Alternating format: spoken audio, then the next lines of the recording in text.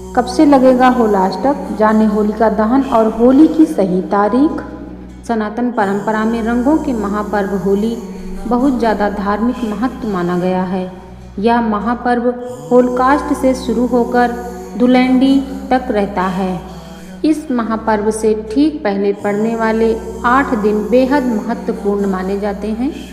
फाल्गुन शुक्ल पक्ष की अष्टमी से लेकर फाल्गुन मास की पूर्णिमा तक के 8 दिनों में किसी भी प्रकार के शुभ कार्य को करने की मनाही होती है। जिस होलकास्ट के लगते ही मांगलिक कार्य रुक जाते हैं, वह इस साल कब से कब तक रहेगा। होलकास्ट में किन कार्यों की मनाही होती है, कब होगा होलिका दहन और कब खेला जाएगा रंग। आइए होली से जुड़ी इन सभी बातों को विस्तार से जानते हैं। कब से लगेगा होलकास्ट, आइए जानें।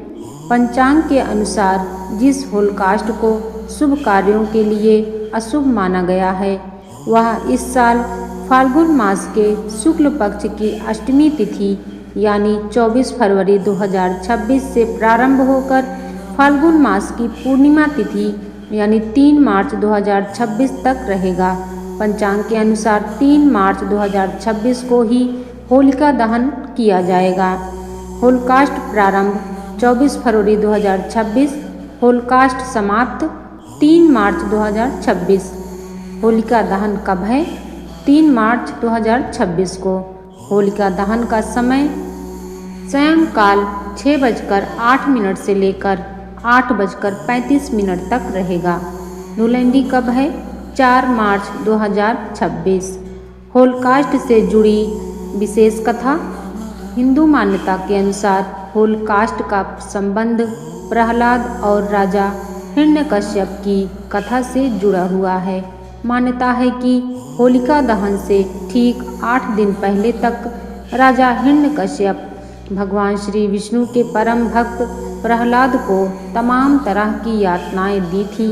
मान्यता है कि प्रहलाद को अग्नि से न जलने का वरदान प्राप्त था और जब होलिका उन्हें लेकर जलती हुई अग्नि में बैठती हैं तो होलिका तो जल गई, लेकिन प्रहलाद बच गए। यही कारण है कि यातना भरे उन 8 दिनों को सनातन परंपरा में अशुभ माना जाता है।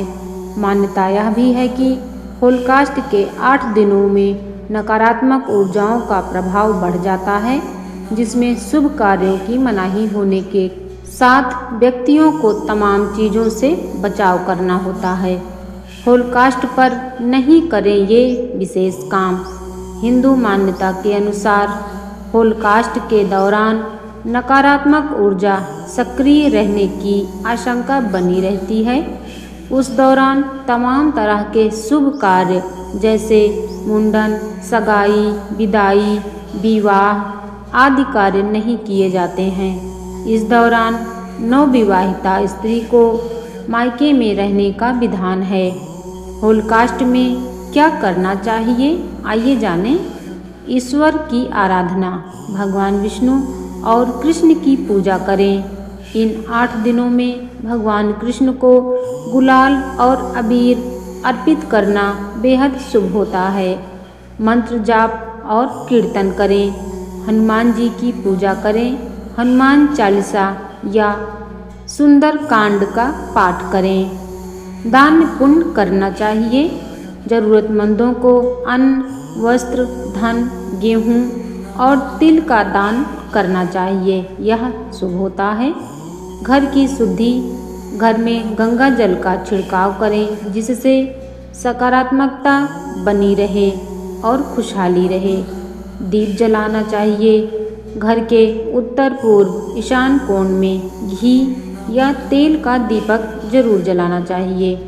होलिका दहन की तैयारी।